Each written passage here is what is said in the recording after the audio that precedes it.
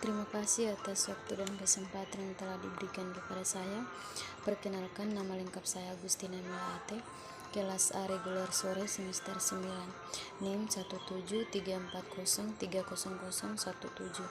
Pada kesempatan kali ini saya akan membuat video yang ke-9 dari mata kuliah Sosiologi Terapan. Kita langsung saja pada subtema pada buku yang ke-9, penciptaan kekayaan dan kemiskinan. Ada kegagalan pemerintah untuk menyediakan warga negara-negara berkembang dengan bahan-bahan yang diperlukan untuk pertumbuhan dan perkembangan.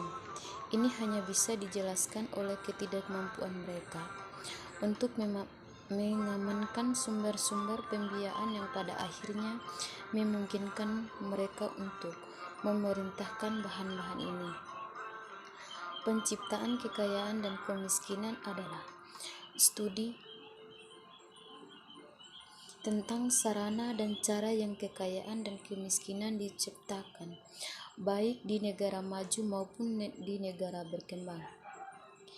Dia menempatkan penekanan khusus pada peran yang dimainkan oleh negara berkembang, stratifikasi masyarakat modern melalui program khusus yang menangani masalah penciptaan lapangan kerja, kemiskinan, dan degradasi lingkungan.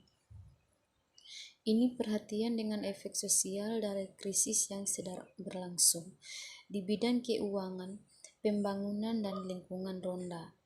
Dengan berfokus pada lembaga politik, hukum, dan keuangan yang mengatur masyarakat dan ekonomi, memberikan analisis kekayaan dan kemiskinan dari perspektif sejarah.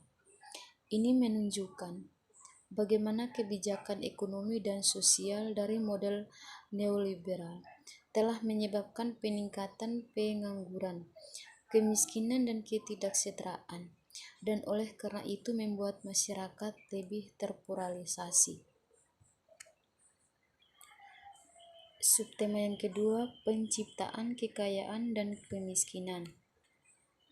Proses penciptaan kekayaan dan kemiskinan seringkali luput dari perhatian kebanyakan orang karena cara kerjanya cukup halus. Tidak jelas karena itu mekanika terjalin dengan rumit ke dalam institusi yang mengatur kehidupan kita sehari-hari, membawa kita untuk menerima hasilnya sebagai takdir kita, betapapun malangnya itu. Tetapi ketika kontradiksi antara kekayaan dan kemiskinan memaksa kelas-kelas sosial menjadi konfrontasi, prosesnya terungkap. Ia berada dalam kekuatan untuk merancang dan mengimplementasikan kebijakan ekonomi dan sosial tertentu. Institusi yang kami bangun dari kewajiban membayar pajak dan kontrak kehormatan melalui sistem pendidikan dan dengan persyaratan penghormatan mutlak terhadap hak milik, cukup legitimasi yang menghasilkan dan membuat kewajiban, tidak hanya secara moral, tetapi juga mengikat secara hukum. Setiap kali suatu masyarakat merancang suatu sistem untuk memastikan suatu bentuk keteraturan dalam produksi, distribusi, dan konsumsi sumber daya, selalu bergantung pada kekuatan lembaga-lembaga ini untuk menegakkan kerja sehari-hari dari proses itu. Pengakuan ini memaksa kita untuk mempelajari secara dekat sumber-sumber kekuasaan yang diberikan kepada mereka yang bertanggung jawab atas perbuatan kebijakan.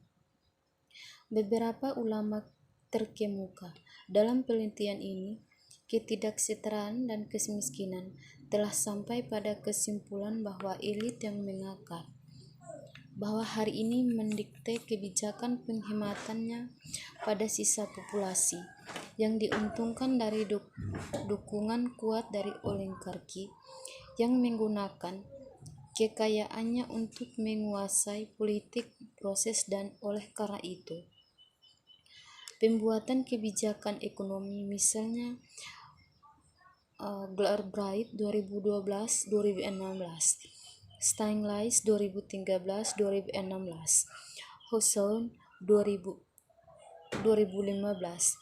Stratifikasi sosial, yaitu pembagian masyarakat menjadi miskin dan kaya. Meskipun tidak khas kapitalisme, baru-baru ini menjadi terpolarisasi dan oligarki telah berhasil mengubah pemerintah menjadi negara operator.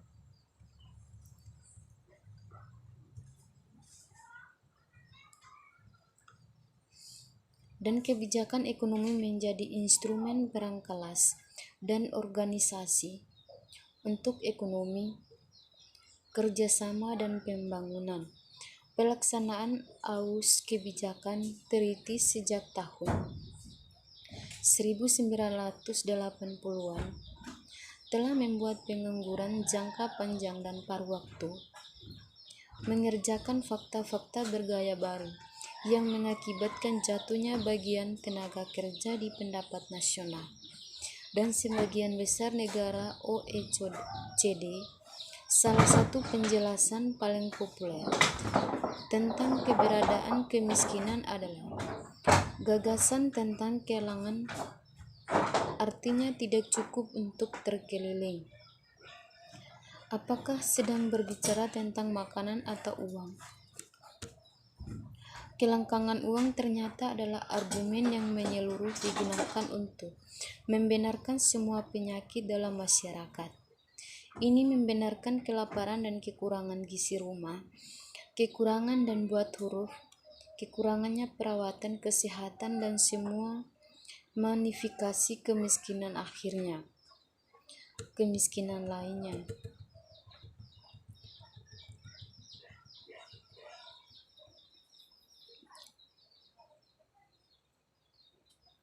Ini bukan takdir dan seharusnya tidak menjadi nasib orang-orang yang lemah dan tidak berdaya.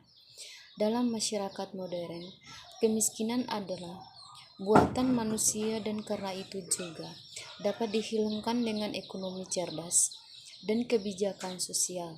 Seperti yang dikatakan Stanglais 2015.6 tentang ketimpangan itu adalah hasil dari pilihan yang kita buat dengan aturan kita sendiri, buat untuk menyusun ekonomi kita.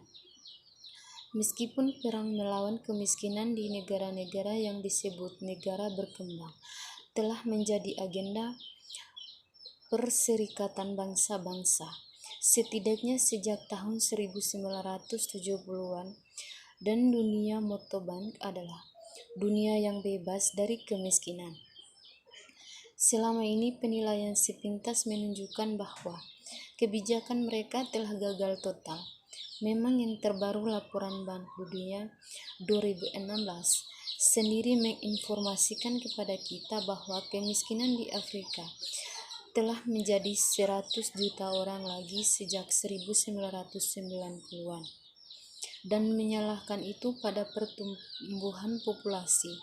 Banyak sarjana mempertanyakan keseriusan tujuan tersebut untuk memerangi kemiskinan dan menunjukkan permusuhan dalam politik dan intelektual yang dominan.